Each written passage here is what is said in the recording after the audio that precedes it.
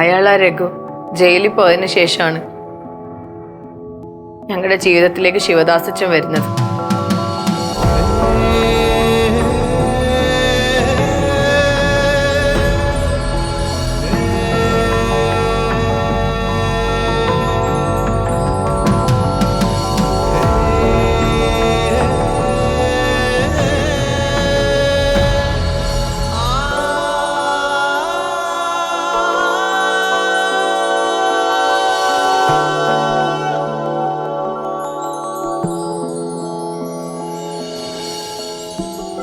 അതിനുശേഷമാണ് ഞാൻ എൻ്റെ അമ്മയുടെ മുഖത്തൊരു ചിരി കാണുന്നത്. ഞാനും എൻ്റെ അമ്മയും സമാധാനത്തോടെ ഉറങ്ങുന്നത്. തപ്പുകൊട്ടാമ്പുറം തകിലുകൊട്ടാമ്പുറം കൊട്ടാമ്പുറത്തൊരു കുഞ്ഞുണ്ട്. കുഞ്ഞിനെ വേണോ കുഞ്ഞിനെ വേണോ കുഞ്ഞിനെ വാങ്ങാൻ ആളുണ്ടോ ആളുണ്ടോ ആളുണ്ടോ? ഞാനുണ്ട്. എന്ത് വില? പൊന്നുവില.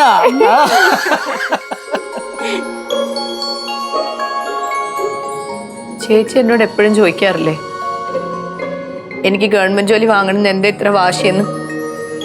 ഗവൺമെന്റ് ജോലി വാങ്ങണമെന്ന് ആഗ്രഹം ഉണ്ടായിരുന്ന എനിക്കല്ലേ ചേച്ചി, എൻ്റെ അമ്മയ്ക്കാണ്.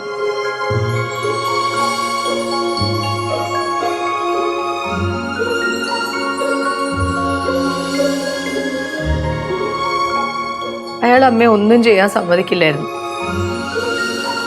അയാൾ അറിയാതെയാണ് അമ്മ PSC എക്സാംസ് ഒക്കെ എഴുതാൻ പോയിരുന്നത്.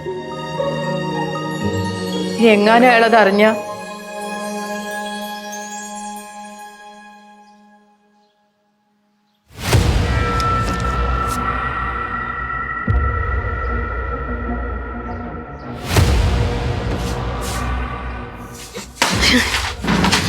ഇനി നീ പഠിച്ചിട്ട് എന്തുണ്ടാകാനാണ് പഠിപ്പ് അവിടെ?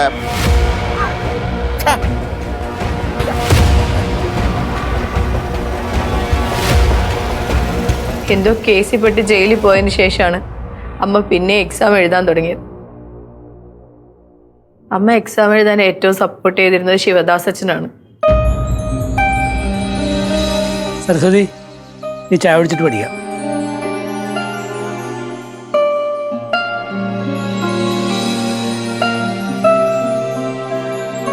ഒരു ദിവസം അച്ഛനും അമ്മയുടെ കൂടെ എക്സാം എഴുതാൻ പോയായിരുന്നു. അന്നാണ് അയാൾ ശിക്ഷ കഴിഞ്ഞ് പുറത്തിറങ്ങിയത്.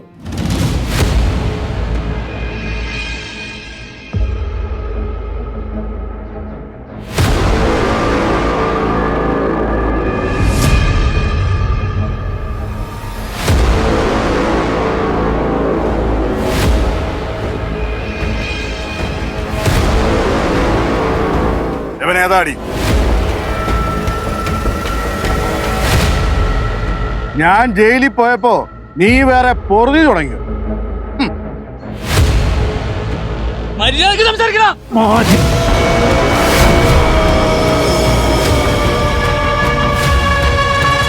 ചേച്ചി കണ്ടിട്ടില്ലേ അച്ഛൻ്റെ കൈയുടെ സ്വാധീനക്കുറവ്?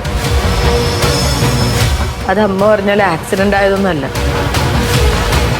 അയാൾ തല്ലി ഒടിച്ചതാ.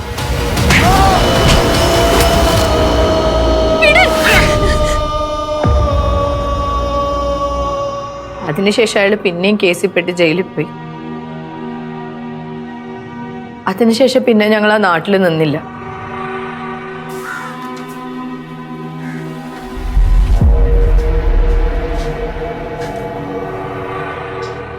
ശാരദേ, ഞങ്ങള് പോവാ.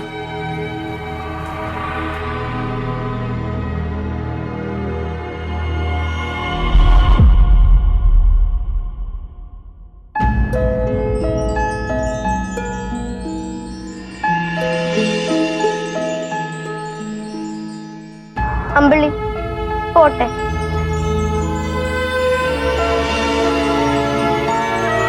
പോട്ടേടാ.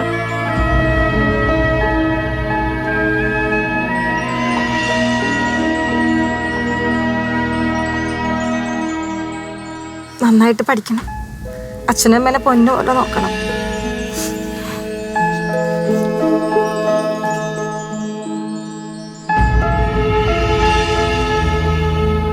മോനെ അമ്പിളി, പോട്ടേടാ.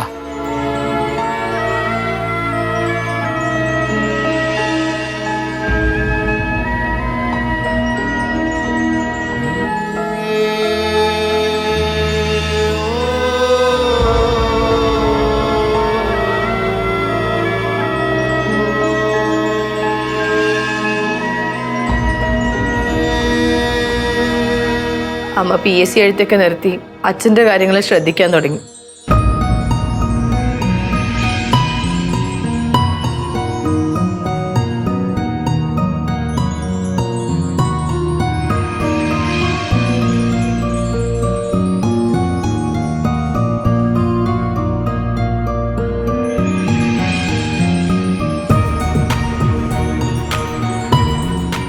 താൻ കാരനാണ് അമ്മയ്ക്ക് സർക്കാർ ജോലി കിട്ടാത്തതെന്നുള്ള കുറ്റബോധം ശിവദാസ് അച്ഛൻ എപ്പോഴും ഉണ്ടായിരുന്നു.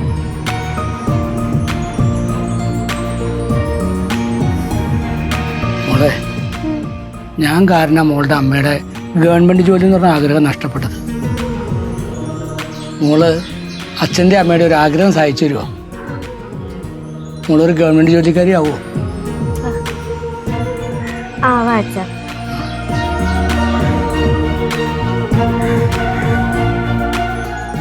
അച്ഛൻ വന്നതിന് ശേഷമാണ് ഞാൻ അമ്മയുടെ മുഖത്തൊരു ചിരിയെങ്കിലും കണ്ടിട്ടുള്ളത്. അമ്മയ്ക്ക് കിട്ടാതെ പോയ ഗവൺമെൻറ് ജോലി ഞാൻ വാങ്ങണമെന്ന് അച്ഛൻ പറഞ്ഞ അത് ഞാൻ ചെയ്യേണ്ടേ ചേച്ചി.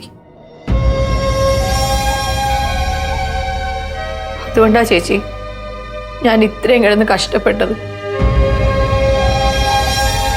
ആ ജോലിയാണ് 3 തവണ മോഹൻ ഇല്ലാതാക്കിയത്.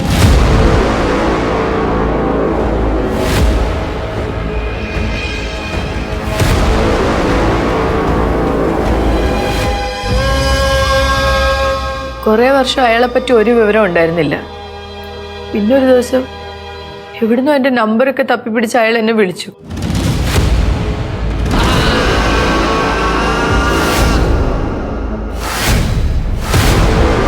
ഞാൻ എവിടെയുള്ളതെന്ന് ഇപ്പം അയാൾക്കറിയാം. പക്ഷെ അയാൾക്ക് അറിയേണ്ടിയിരുന്നത് എൻ്റെ അമ്മ എവിടെയുള്ളതെന്നായിരുന്നു. അയാൾ എൻ്റെ അമ്മയെ കണ്ടുപിടിച്ച് ഉപദ്രവിക്കാതിരിക്കാനാ അയാൾ ചോദിക്കുമ്പോൾ ഞാൻ പൈസ അയച്ചു കൊടുത്തിരുന്നത്. ഒരു ദിവസം അയാൾ എൻ്റെ വീട്ടിലേക്ക് വന്നു.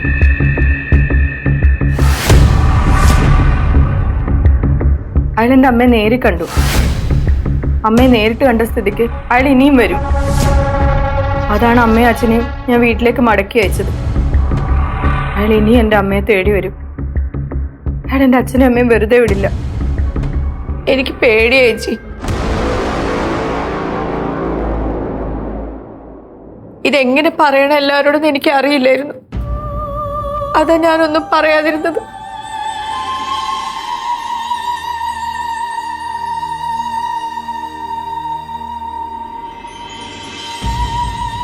ആവണി, നീ ധൈര്യമായിട്ടിരിക്കെ. നിന്റെ ഒപ്പം ഞാനുണ്ട്.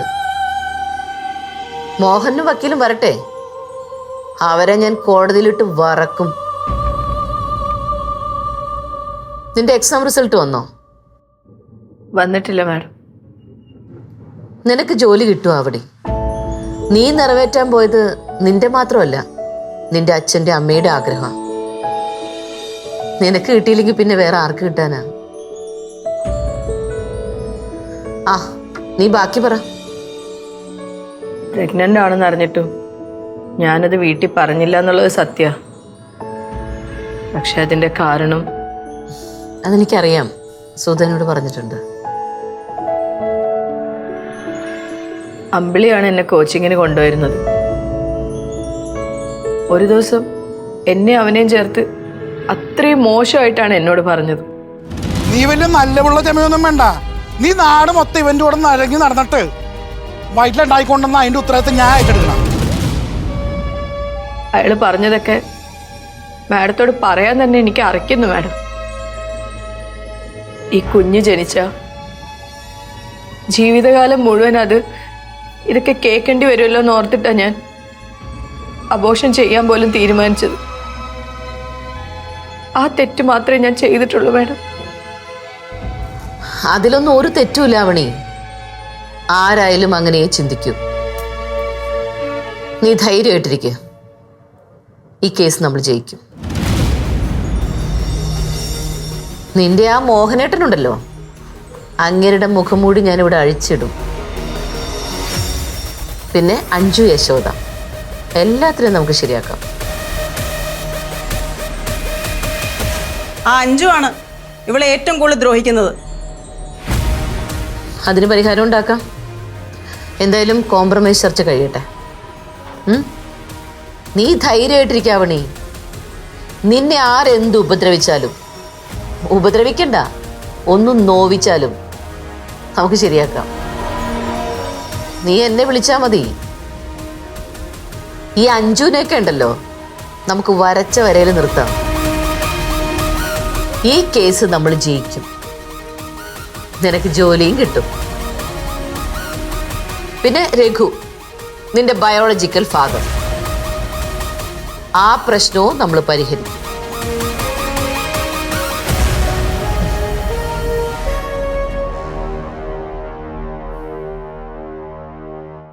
രഘു? ഏത് രഘു? എനിക്കറിയില്ലല്ലോ. എനിക്കും അറിയില്ല. എന്തായാലും അയാളെ കണ്ടിട്ടാണ് ആവണിയും ആവണിയുടെ അമ്മയും പേടിച്ചേക്കണം എന്നുള്ള കാര്യം എനിക്ക് ഉറപ്പാ. ഇയാളുടെ ഫോട്ടോ വല്ലതും ഉണ്ടോ? ഫോട്ടോ ഒന്നും എൻ്റെ കയ്യിലൊന്നുമില്ല. ഇടയ്ക്ക് ഈ പ്രകാശിന്റെ കൂടെ തന്നെയാണ്. പ്രകാശിന്റെ ഫ്രണ്ടാ. ഈ രഘുവിനോട് ചോദിച്ചോ ഇവരെയൊക്കെ അറിയുമോന്ന്? അയാളോടും ചോദിച്ചു, ഞാൻ ആവണിയുടെ അടുത്തും ചോദിച്ചു. രണ്ടുപേർക്കും അറിയില്ല എന്നാ പറഞ്ഞേക്കണേ. ആവണിയുടെ അടുത്ത് ചോദിച്ചപ്പോഴേക്കും അവളുടെ മുഖത്ത് യാതൊരു ഭാവവ്യത്യാസവും ഇല്ല. അയാൾക്കാണെങ്കിൽ ഇവര് യാതൊരു പരിചയമില്ലെന്നാ പറയുന്നേ. ഈ ആവണിയുടെ അമ്മയൊന്ന് പേടിപ്പിച്ചാലോ? ആവണിയുടെ അമ്മയൊക്കെ എപ്പോഴേ പോയി. പോയോ? ആ പോയി. അതാണ് എനിക്ക് ഇത്രയും സംശയം. ഈ രഘു കാണാതെയാണോ ഇവരെ പാക്ക് ചെയ്തതെന്നാണ് എൻ്റെ ഇപ്പോഴത്തെ ഒരു സംശയം.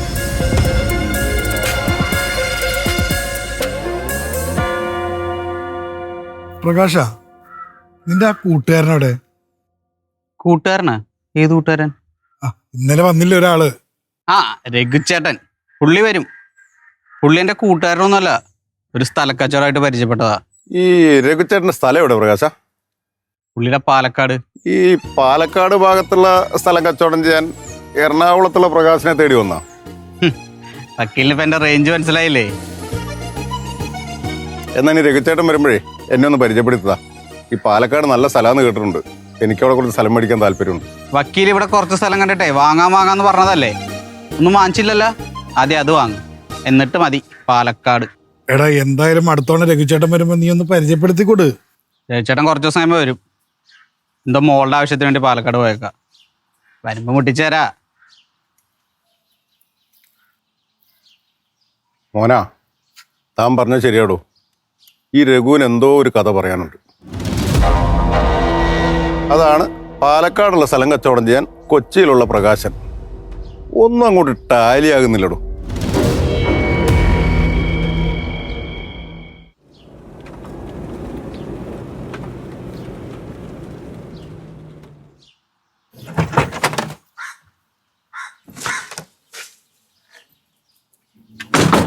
ഓ, ടൂറ് കഴിഞ്ഞ് രണ്ടാളും എത്തിയ? ആവണി, അപ്പൊ ഇതായിരുന്നല്ലേ ആരോടും പറയാതിരുന്ന രഹസ്യം? ഈ രഘു ഇവിടെ വരുന്നത് വെറുതെ അല്ലല്ലേ?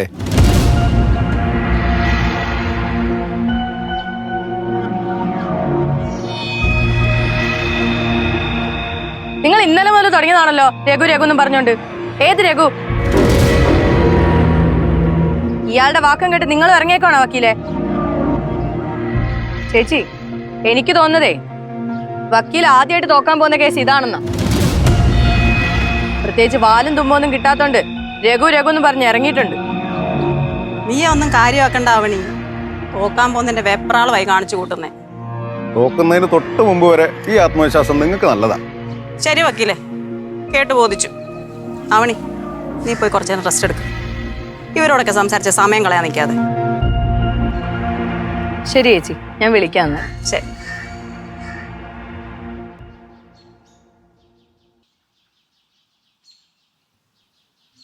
നാളെയാണ് കോംപ്രമൈസ് ടോക്ക്. ഓർമ്മയുണ്ടല്ലോ അല്ലേ?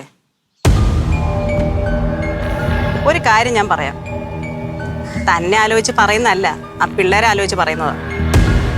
ചെയ്ത തെറ്റുകുറ്റങ്ങളൊക്കെ ഏറ്റുപറഞ്ഞ് ഒരു മാപ്പും പറഞ്ഞ് അവളുടെ കൂടെ സന്തോഷമായിട്ട് ജീവിക്കാൻ നോക്കും. ഇല്ലെങ്കിലേ അകത്ത് കിടക്കും. നാരായണ വക്കീല് ശ്രമിച്ചാലും പുറത്തിറങ്ങാൻ പറ്റുമെന്ന് തോന്നുന്നില്ല. പരോള് വല്ലതും കിട്ടി ഇറങ്ങാം. ആലോചിക്ക്.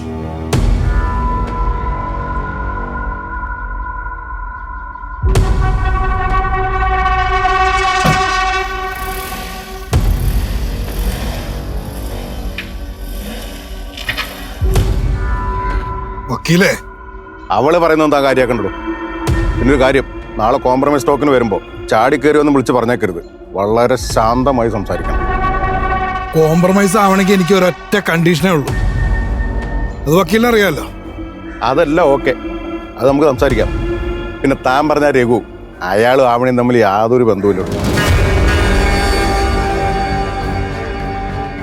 അത് ഉറപ്പാ.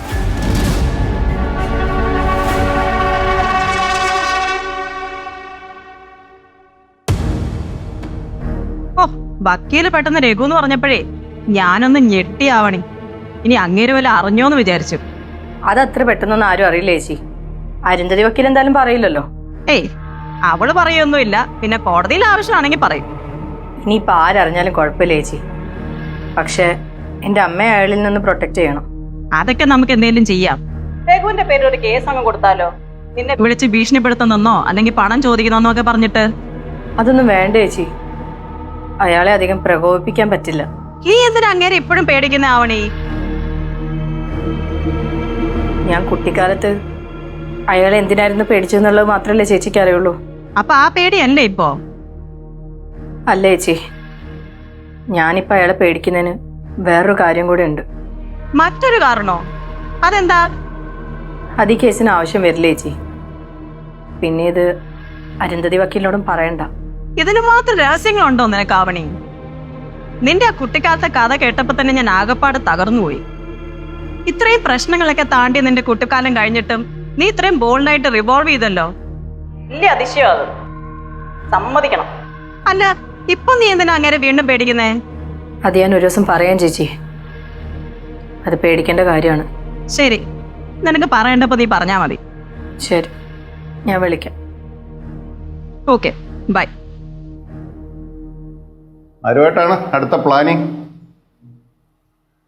ഉച്ചമാണല്ലോ. അതിനെ അഭിമാനിക്കാൻ തക്ക നിങ്ങളൊന്നും ചെയ്യുന്നില്ലല്ലോ. എന്നാ സുധ, അഭിമാനം കൊള്ളുന്നൊരു കാര്യം പറയട്ടെ. യാവണി പൈസ ഇട്ട് കൊടുക്കുന്ന ആളുടെ വ്യക്തമായ ഡീറ്റെയിൽസ് കിട്ടിയിട്ടുണ്ട്. നാളത്തെ കോംപ്രമൈസ് ടോക്ക് കഴിഞ്ഞ് അതൊന്ന് വെരിഫൈ ചെയ്യാൻ ഞാൻ പോകുന്നുണ്ട്. അതോടെ എൻ്റെ ഭാഗം കുറച്ചുകൂടെ സ്ട്രോങ് ആവും. എനിക്കുറപ്പാ, ആവണി ആരെയൊക്കെ കാണാൻ പോയി, ആർക്കൊക്കെ പൈസ ഇട്ട് കൊടുത്തു, ഇതൊന്നും പറയാൻ സാധ്യതയില്ല.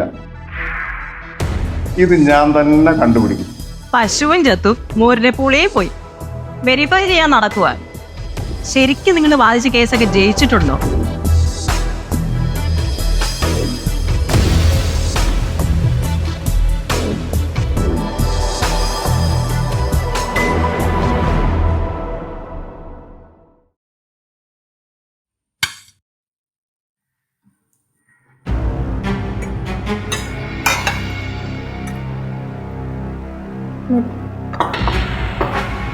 മാളു, നിന്റെ അമ്മക്ക് ഞാനൊരു വക്കീൽ നോട്ടീസ് അയച്ചായിരുന്നു.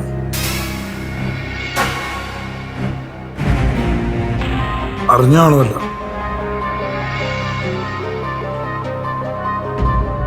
ഞാനുമായിട്ടൊരു കോംപ്രമൈസ് ടോക്കിന് തയ്യാറാണെന്ന് പറഞ്ഞ് നിന്റെ അമ്മയുടെ വക്കീല് എൻ്റെ വക്കീലിനെ വിളിച്ചിരുന്നു.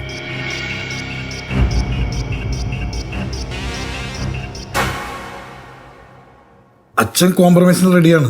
നല്ല കാര്യം അച്ഛാ. കോംപ്രമൈസ് ആയി കഴിഞ്ഞാൽ പിന്നെ നമുക്ക് പഴയതുപോലെ ഹാപ്പി ആവല്ലോ. അതിനച്ഛൻ റെഡിയാണ്. പക്ഷെ അച്ഛൻ്റെ ആവശ്യം എന്താണെന്ന് നോക്കറിയാലോ.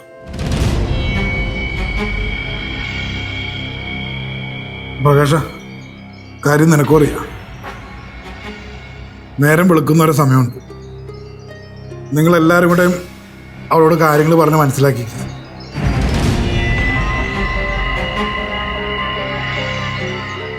നാളെ മുതൽ എല്ലാവർക്കും സന്തോഷമായിട്ട് ജീവിക്കുക.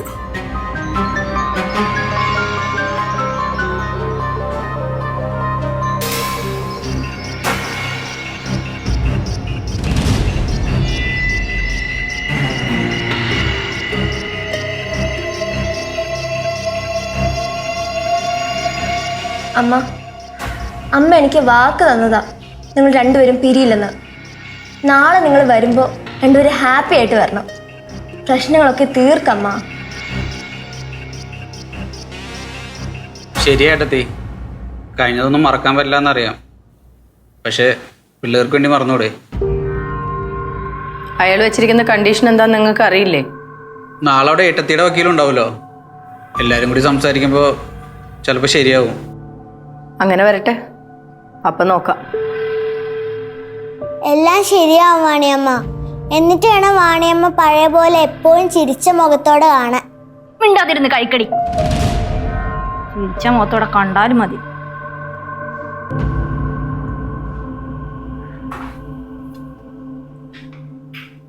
കോംപ്രമൈസ് ആവുന്നത് ഇഷ്ടപ്പെട്ടില്ല. അവളോട് പോകാൻ പറ. അമ്മ, നിങ്ങൾ സമാധാനമായിട്ട് കഴിക്കേ. നാളെ എന്താ നടക്കുന്നതെന്ന് നോക്കട്ടെ. എന്ത് നടന്നാലും ഞങ്ങൾക്ക് വേണ്ടി ക്ഷമിക്കമ്മ, പ്ലീസ്.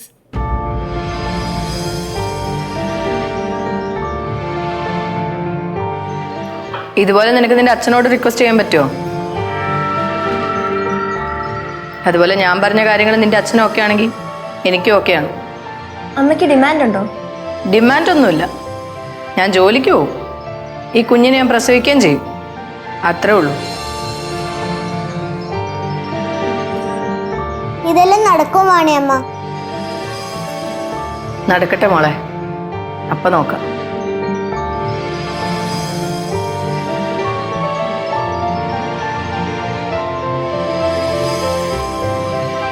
വല്ലതും നടക്കുമോ? എല്ലാം പോസിറ്റീവായിട്ട് നടക്കുമെന്ന് വിശ്വസിക്കാം. കഴിക്കാൻ എന്തായാലും.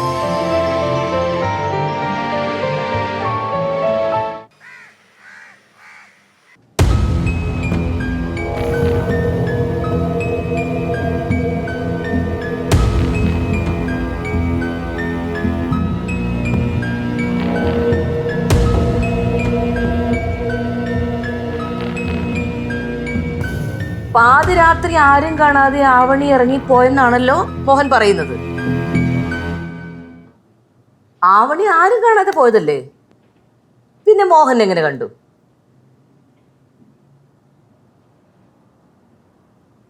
ഞാൻ ടെറസിൽ നിന്ന് കണ്ടു. മോഹൻ പറയുന്ന ഈ പാതിരാത്രിയില് ടെറസിന്റെ മുകളില് മോഹൻ എന്ത് ചെയ്യായിരുന്നു?